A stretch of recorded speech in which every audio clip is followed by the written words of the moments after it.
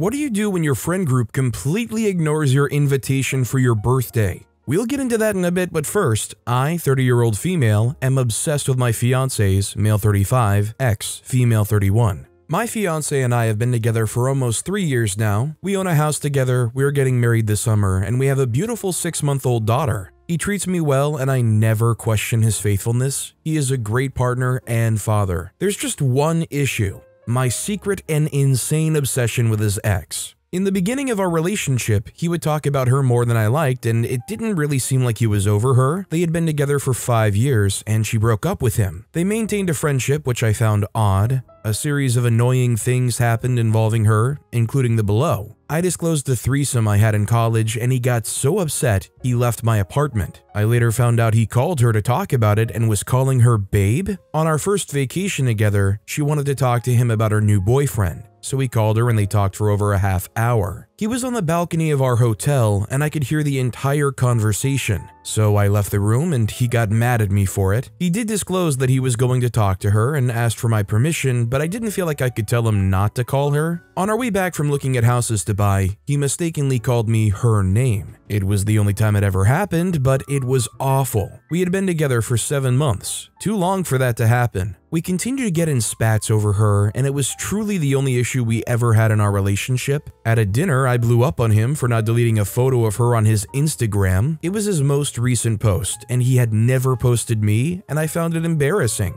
While he did delete the post, he also left me at the restaurant and told me I needed to stop being crazy about her or we were done. I flipped the switch right there and never again got upset about her. When he brought her up, I would listen to his stories and not react. However, I have been obsessed with her since. I search for any pics of her I can find, and it has become an almost daily habit. I have no idea why I am so threatened by her. He has made it very clear that they weren't right for each other. While she is beautiful, she's not more attractive than me. Even after the baby, our bodies are pretty similar. He would complain about how she wasn't very smart, and career-wise, I am far more successful. We are much more compatible than they were, according to him. So why can't I let this go? I am ashamed of my stalking, and I can't even fathom what he would say if he knew I was harboring this obsession. I have to let it go, but I don't know how. Any thoughts on this? Or has anyone experienced similar? She'll reach out here and there to comment on how beautiful our daughter is or to wish him a happy birthday. He did text her when her dad died, but it was very succinct. He showed me their convo and it was always brief. Deep down, I must feel inferior to her or be jealous or something, but I don't know how to uncover what my problem is, and I'm worried that this will never go away. I want to be free of feeling this way. I think the problem here is when OP started having these fears, they didn't give OP any kind of reassurance or any true reason to not feel threatened about it. They simply said, "Don't worry about it, or this is all over." So OP's insecurities and fears are just kind of compartmentalized, or they have to try to figure out how to deal with them on their own. Also, hi, I'm Steven, and if you guys enjoy these tricky relationship topics, why not hit those like and subscribe buttons down below? That said, our next story is, how do I break up with my boyfriend in the kindest way and make it as easy for him as possible? Please help. I've, female 29, been with my boyfriend, male 27, for about 1.5 years now. He is absolutely wonderful, one of the kindest and most giving people I've ever met. On paper, he is perfect and I care for him deeply. But at the same time, I've fallen out of love with him and we're too different in some fundamental aspects, especially in the way we show and want to receive affection and love. He is like a golden retriever that just wants to live and be loved, and constantly be touched or touch me and tell me how much he loves me. I'm more like a cat that wants attention and physical affection every now and again, but too much annoys me. I've come to a point where I'm annoyed by everything he does. We don't have anything to say to each other really, and I don't feel physical attraction or a need for intimacy anymore. He is the most wonderful person, and anybody would be lucky to have him as a partner, but he is not my person. This is going to feel like it's coming from left field for him, and I will absolutely break his heart. We've talked about marriage before, but my feelings have changed. I've never broken up with someone who wasn't toxic or abusive. I know this will shatter him, and it breaks my heart having to do this, but he deserves better and more than what I can give him. So, how do I break up with him in the kindest, most gentle way? What can I say or do to somehow make this easier for him? I'm no expert in breakups, but I would definitely think approaching this as gentle and just as honest about your feelings and respectful as possible is all you really can do. I've just always kind of kept it in mind that breakups are usually not something you're going to ever walk away from smiling, or even necessarily walk away from going, okay, you know what, they had valid reasons, it's for the best. Usually they suck, they hurt. As long as you're polite, respectful, and as kind as you can be, the rest of it and how he feels is up to him. Our next story is my 40-year-old female son's 16-year-old male relationship with his 19-year-old female girlfriend is concerning. I'm in a situation with my son, 16-year-old male, that has me losing sleep at night, and I really don't know where else to turn. He's been dating this girl, 19-year-old female, for a year now. They got together when he was just 15 and she was 18, and from the start, it's been a roller coaster. At first, I tried to be the cool mom about it, but things have spiraled. She's incredibly possessive, not wanting him to see his friends or have any sort of life outside their relationship. It's gotten to the point where he's isolated from almost everyone he used to be close with. But it's not just the emotional manipulation that's worrying me, it's the physical danger. She's attacked him more than once, and he's confessed to me that she's even pulled a knife on him during an argument. Hearing that as a mother is horrifying. My husband, 41-year-old male, and I are at a loss. My son's girlfriend has also put drugs in his drinks. My son once confessed to me while we were talking that he and his girlfriend were once at a college party and there were drugs there, and my son didn't want to take any. So my girlfriend put some in my son's drink. The reason he knew this is because his girlfriend told him, and he felt very high even after the one drink he had. We've tried talking to him about the dangers of this relationship, the importance of healthy boundaries, and how love doesn't look like control or fear. Despite this, he defends her, convinced that what they have is real love. In desperation, I confronted her, asking her to end things for his well-being. Her response?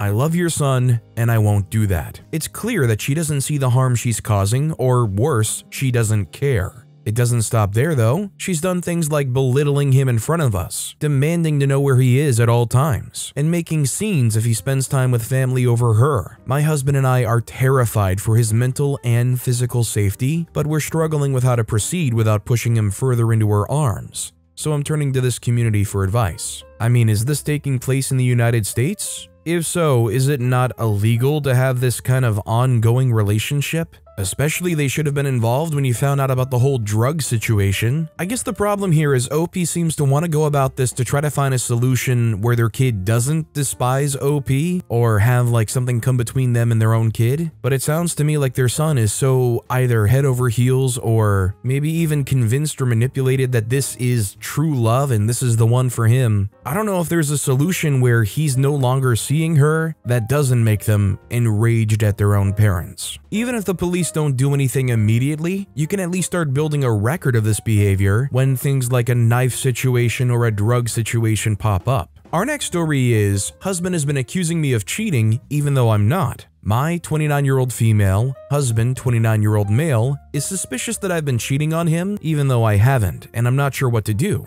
We've been together 7 years. I don't know where else to turn. I can't talk to my family about this because I don't want them to dislike my husband, and I don't really have any friends. Lately, my husband keeps accusing me of cheating on him. It started with small stuff like if I was wearing a new perfume. I received a box of samples for Christmas. He would ask why I smelled like a man and eye me suspiciously. Even when I told him it was just a new sample, he acted like he didn't believe me. Or he'd make little comments about how he doesn't know what I do all day and I could be anywhere with anyone. But the other day, it all kinda blew up. We have a 1-year-old, and for a while I was taking her to church with my mom. I myself am not Christian, but I like giving my daughter the chance to play with other toddlers. Plus, I was hoping to make friends with some other stay-at-home moms. It can get lonely hanging out with a toddler all day, so the other day I couldn't decide whether to take her or not, since she's had a couple of viruses this winter and I don't want her getting sick again. And my husband started saying that it was awfully suspicious that I wanted to go to church so bad, and obviously I must be looking for a certain body part to hop on if I don't already have one. It turned into a huge argument. I told him how upset it made me that he doesn't trust me, but he kept insisting that he just doesn't trust anyone. Every response I had to his accusations, he said, sounded exactly like what a cheater would say. He brought up a couple of reasons he was suspicious, which were valid. He said that I miss his calls a lot, and I haven't been wearing my wedding band. But both of these are because of the baby. I got out of the habit of wearing jewelry and into the habit of muting my phone so I don't wake her up during her naps. But I promised my husband I would do better about these things, and I have. I thought we were good until today. This morning, my grandma came over for a visit. Then when my husband got home for lunch, he freaked out about a man-sized boot print on our front porch. I told him my grandma was the only person who had been over, but he clearly didn't believe me. He was cold to me all during lunch. He barely spoke to me, he kept accidentally shoving me when he walked past, and he refused to kiss me when he left. I'm just at a total loss. I have no idea what to do.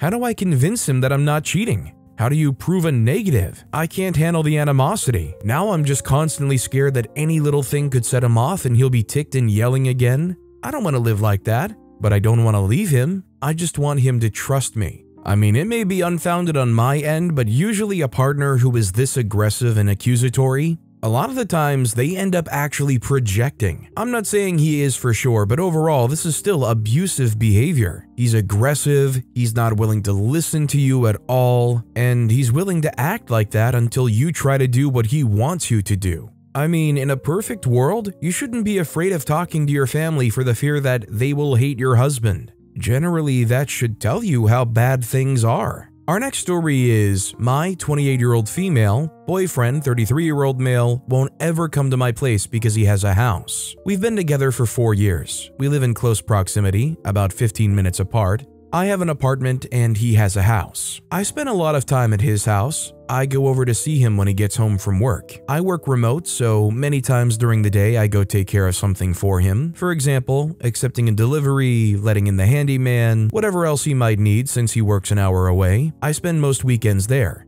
However, I think it would be nice if he would come to see me once in a while. My place is very comfortable and I naively stocked it with anything he'd need. Snacks, his favorite drinks, I subscribe to a TV sports package, etc. But in 4 years, he's been here twice. When I tell him I'd like it if he comes over more, he says he doesn't like it at my place because it's an apartment and there's no privacy. He says it's basically a boarding house. It isn't. It is a heritage home that was converted to 3 apartments on different levels. My apartment is completely self-contained. When I point this out, he argues that it is a boarding house, and he prefers his place because it's a house. I am starting to feel embarrassed about where I live because he puts it down so much. I'm not even expecting that we spend half our time at my place. Just once in a while would be nice, but he doesn't want to. Once, I threw my back out and he still wouldn't come over. He still wanted me to hobble over to his place. I didn't. I've told him I feel like he's being very low effort, but he just insists that I'm being illogical and that of course we should only spend time in his house since it's an actual house.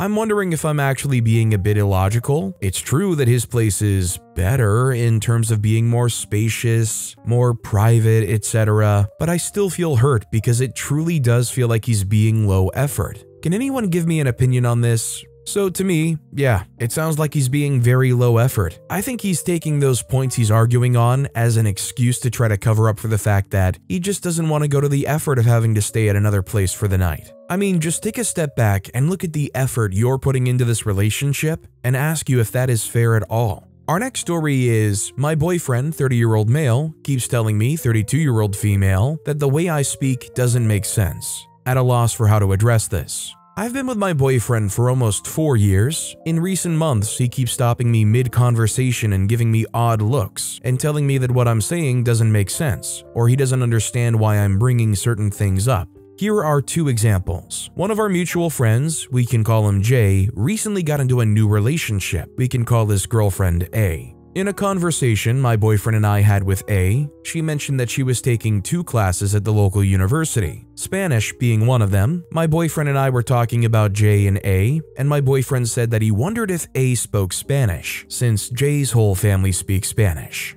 I said, she mentioned she's taking a Spanish class, so she could be learning, or maybe she's taking a native speakers class and already knows some. My boyfriend gave me a weird look and said, I don't know why you're mentioning her taking a Spanish class. I know Spanish and I took a class for native speakers. So her taking the class doesn't tell us whether she speaks it or not. Example 2. My boyfriend was talking about how our city council recently changed an ordinance to include verbal abuse in the definition of harassment, and how he's glad they did because verbal abuse can definitely be considered harassment. I work for an agency that contracts with the city, so I knew about this change. A few of my colleagues actually worked with them on it. I said, I agree that it's good. I know some neighboring cities already have verbal abuse in their definition of harassment, so we're finally matching our policies to theirs. Again, he looked at me strangely and said, I'm not talking about other cities, I'm talking about ours. I don't know or care about other cities and don't know why you're bringing them up, and you interrupted me to do it. Both times I apologized and tried to explain to him that I'm just trying to participate in conversation. And I'm sorry if I'm coming off the wrong way, but he has told me that this happens a lot, where I bring up things that don't make sense. I don't know how to explain to him that I'm just trying to make a connection. Is there any way for me to better participate in conversations and not come off the way I am? This is confusing to me because I don't feel unintelligent in general, but at these moments I do. But no one else has told me this about my conversation style. I even recently got a promotion at work, at a job that requires me to be articulate. I would think that someone else would tell me if the way I'm speaking is flawed, but maybe they're just being polite. I just think he's being argumentative for no real reason. If there was definitely a place for improvement that most people could notice, I'm sure OP would have heard it from more people. I mean, just reading these stories, I've gotten plenty of feedback on my articulation and reading style and things. I've definitely heard the entire gamut. I remember when I first started reading these stories, people in the comments would express their sheer torture at the way I said axed instead of asked. So be rest assured, if there was a genuine problem, people would have spoken up by now. Our next story is, a girl is threatening to blow up my boyfriend, 27-year-old male, and I's, 26-year-old female, life by telling him something he already knows. I'm literally seething. My boyfriend Eric and I have been together for 5 years. The only reason we haven't gone towards getting married is that he's been suffering some severe medical kidney issues. He is finally scheduled for a transplant. A cousin was a match this month. I also have a good friend who I'll call John. I met John in college before I met my boyfriend. Because we were both young, single, partying, we thought, what if, and ended up sleeping together the last night of one of the terms. It was enough to clarify to both of us that, heck no, we were not compatible. John and I have been 100% platonic friends since that point. There is no world in which we ever get involved again. Eric knows about it. When John and I's silly mistake happened, we kept it pretty quiet among our friends. But when Eric and I started dating, I told him before I introduced him to John. Sure, it was a little awkward, but it's been years and they're good friends now, even hang out without me. Fast forward to today and enter Fiona. Fiona is my little sister's best friend, and because of that, she hangs around with a lot of our group a lot. We live in a small town. Fiona is fine, but she likes to stir things up. Basically what happened was a couple of weeks ago, my sister told Fiona about John and I, thinking it was a funny story. But no, Fiona is now convinced that I cheated on Eric with John, as in recently, and that Eric doesn't know. I know all this because she texted me a long paragraph about how she was shocked I could do this, and that if I didn't tell him in the next 2 weeks, she would. And then she blocked me. I've been spamming her on social media trying to get her to talk to me about how this is a misunderstanding, but she blocked me there too. My sister tried to walk it back and say that she has it all wrong, but Fiona is convinced that my sister is just trying to save face for me and says she won't be complicit. She's also threatened to tell our family via Facebook. What do? I'm trying my best not to have this get back to Eric. Literally, the last thing Eric needs right now before surgery is to get involved in a huge drama, especially with his family who are conservative. He knows the truth, but he's private and would be mortified. He's supposed to be resting and staying stress-free. I try to get John to talk to her too, but she won't listen to him either. I've never dealt with this level of crazy before. Please, someone tell me what to do. If it's such a misunderstanding and it makes no sense, why would you not just tell Eric about it? If Eric already knows the whole thing with John, this should be a non-issue altogether, right? I mean, OP's making themselves look guiltier and guiltier, and they may mess things up with Eric by appearing to just be frantically like, please get in contact with me, please, I want to message you. I think just tell Eric about it straight up. This should all be over if he even hears anything, and the sister should be telling the friend, Eric already knows. The more you leave Eric out of this and you desperately try to get in contact, the more Eric is going to see all of this and go, "What is going on here? I don't know what to believe." Our next story is, should I, 28-year-old female, forgive my friend, 28-year-old male, for causing a scene at my wedding? Background: Ben and I have been friends since 2018 and we're quite close. For the past few years, he's been struggling with some mental health issues and he's relied on me for a lot of emotional support. My parents consider him a son too, and he's always been on good terms with my now husband. Now, I got married last December. I live abroad, so Ben helped my parents out majorly in planning the wedding in our home country. We did a destination wedding with about 70 guests total, and my husband and I paid for all the food and lodging for the guests for the 3 days. I had kept one room for all my male friends and one room for my bridesmaids. Scene: our second night was cocktail night. The event wrapped up nicely, and all my friends went up to the guys' rooms for an after party. I joined them after changing out of my dress, but when I reached there, I saw that they were all pretty drunk. Ben most of all. My friends told me that Ben had also shot up about 8 to 10 lines of a certain powdery substance. None of them stopped him because they didn't know it was his first time. I hung out with them all for a while and all seemed fine, so I went back to my room to sleep. About an hour later, I get a call from my maid of honor that Ben has been repeatedly knocking on their door for the past 30 minutes, saying that he wants to talk to one of the bridesmaids who didn't want to talk to him. My maid of honor had tried to get him back to his room, but he started shouting in the hallway. Before calling me as a last resort, my maid of honor had already called my brother for help, who ran into my husband when he was coming down to the bridesmaid's room. My husband, brother, and other guy friends all tried to calm Ben down, even locking him in his room, but he kept coming back. When I reached the scene, my bridesmaids were scared as freak, and my brother was almost gonna beat Ben up. I took Ben to his room where he started crying because my brother told him that he was ruining my wedding and that Ben calls himself my brother, but he sure isn't acting like one. This is not the first time Ben has gotten drunk and caused a scene, so I had no patience for him at my wedding. I scolded him for causing a scene and told him not to exit his room until the morning. The next day, Ben had sobered up and he did all he could to help with day 3 events. He didn't take a single drink the whole day and tried to apologize to my friends and my brother, but none of them wished to talk to him. I was considering putting all of this behind me when my husband informed me that the room next to my bridesmaids belonged to my father-in-law's business partner, and that he'd complained about the ruckus happening in the middle of the night outside his room. My father-in-law and my dad don't know the exact details about the drugs, etc., but they do know that Ben caused a scene and they had to apologize to the guests on his behalf. I am furious. Ben embarrassed not just me, but my family, friends,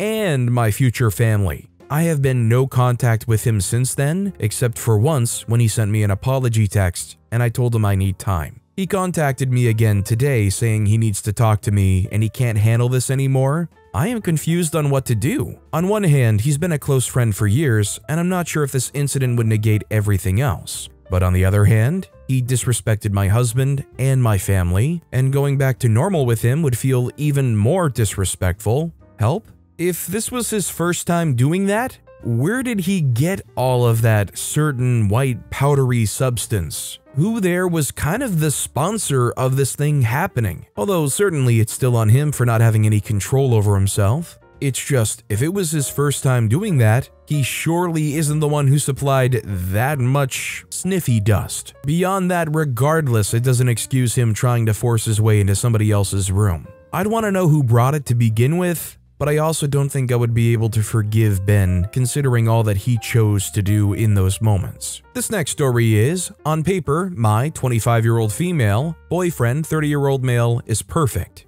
But why do I feel like something is missing? My boyfriend and I have been together for 3 years. On paper, he's basically perfect. He is sweet and expresses affection often. He's attentive and asks how I am. The sex is great, and it usually focuses all on me and what I want. He's well educated and well read. He has a steady job where he makes a lot of money. The stability is the good part, not the money. Owns his house, isn't in debt, financially secure. He grooms himself and knows how to dress. He keeps a clean place, loves doing laundry, and is a great cook. He's vocal that he wants to marry me and have kids with me. We hang out together and eat bad food on the couch. We travel together. He gives me thoughtful gifts and works hard to impress my parents. He tells me I'm beautiful even when I look gross. He makes me laugh, buys me flowers, and supports me doing whatever I want with my life and chasing my dreams. I know I sound crazy, but it still feels on some level like we don't really click. Like, we can talk and hang out, but he doesn't get me in the way that my friends or family does. Sometimes conversations are difficult, or it feels like pulling teeth. I don't really feel understood. I think that he supports me in my dreams, but I don't know if he believes in me. Sometimes I feel like I'm just having to fit into his life and not the other way around. I worry that if I move in or have kids, I'm just going to be subsumed into his life story. I'm very independent, and this is a challenging thought for me. Is it wrong of me to stay if I'm not totally sure? Or am I being young or dumb, or would I be letting a great guy get away from me? I mean, if everything is so perfect, but then all of a sudden you're having these issues where it seems like, I don't know, maybe we don't click. It does sound like maybe something's going on OP's side, because it sounds like this guy is really good for OP. A lot of people in the comments are suggesting looking into avoidant attachment style. It's basically a situation where everything can seem great, but then when you're getting too close to people or things are becoming too serious,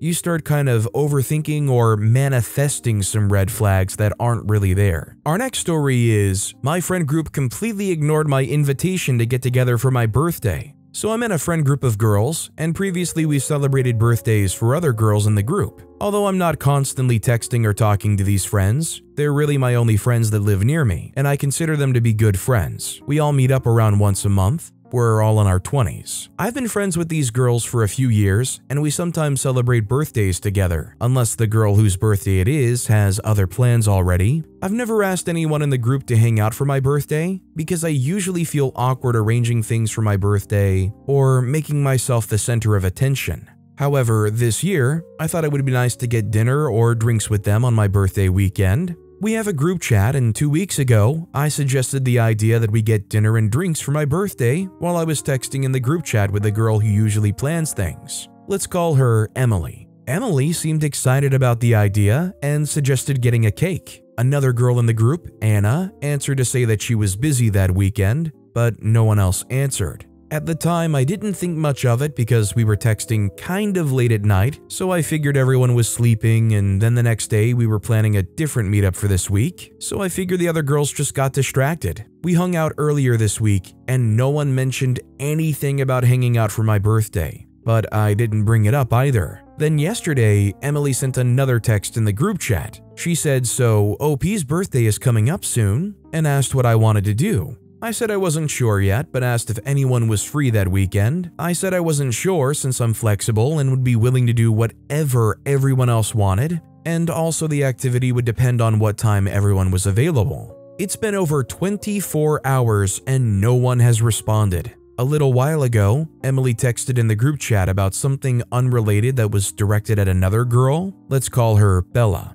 Bella answered immediately to that text, but still didn't answer my question about if anyone was free. I find this extremely rude and hurtful. My birthday is next week, and the fact that no one can even respond to say they're busy seems like blatant disrespect. I don't expect people to make a huge deal out of my birthday, and I really wanted to hang out with them for a little bit. I'm not the type to expect anyone to buy my dinner or drinks on my birthday either. If everyone had responded and said they were busy, I would have been fine with that too. We could have even met up on the weekend before or after, but the fact that no one even responded makes me feel like these girls aren't friends to me at all and are just tolerating my presence on group outings and hoping I'll stop coming. Lately, I've been feeling a weird vibe, like I'm the odd one out, and wondering if I'm unwelcome when I hang out with them. But I thought I was just being insecure and paranoid. Now I'm thinking I must be right. What should I do about this? Should I just stop talking to them? I'm not very confrontational, so texting something about being upset seems too dramatic to me, especially if I'm right that maybe these friends don't like or care about me. I was thinking of maybe still talking with Emily occasionally, since I appreciate that she attempted to plan something,